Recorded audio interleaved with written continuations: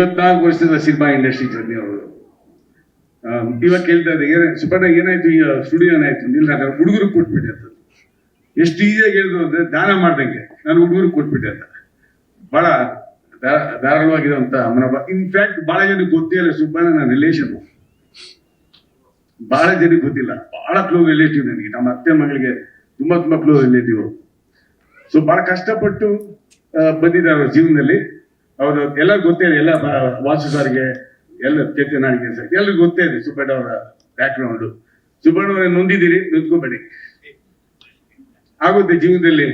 ನಾವು ಪದ ಬಳಕೆ ಅನ್ನೋದು ಬಹಳ ಕೇರ್ಫುಲ್ ಆಗಿ ಮಾಡಬೇಕಾಗಿದೆ ಸುಬ್ಬಣ್ಣ ಅವರೇ. ಯಾರೇ ಆಗಿರ್ಬೋದು, ನಾವು ಚಲನಚಿತ್ರ ರಂಗದಲ್ಲಿ ಎಸ್ಪೆಷಲಿ ಪದ ಬಳಕೆ ತುಂಬಾ ಕೇರ್ಫುಲ್ ಆಗಿ ಮಾಡ್ಬೇಕಾಗುತ್ತೆ. ಅದು ಮಾತಾಡೋಕ್ ಮುಂಚೆನೆ ನಾವು ಯೋಚನೆ ಮಾಡ್ಬೇಕಾಗುತ್ತೆ. ಸೊ ನೀವು ಹಿರಿಯರು, ನೀವೆಲ್ಲರಿಗೂ ಹೇಳ್ಕೊಡ್ಬೇಕಾಗುತ್ತೆ. ನಿಮ್ಗೇನೇ ಟೆನ್ಷನ್ ಆಗಿರ್ಲಿ, ಸ್ವಲ್ಪ ಮನಸ್ಸಿಂದ ತೆಗೆದ್ಬಿಟ್ಟು ದೇವ್ರು ಒಳ್ಳೇದು ಮಾಡಿದ್ವಿ. ಇಂಡಸ್ಟ್ರಿ ನಿಮ್ ಜೊತೆ ಇರುತ್ತೆ. ದೇವ್ರು ಒಳ್ಳೇದು ಮಾಡ್ತಾರೆ.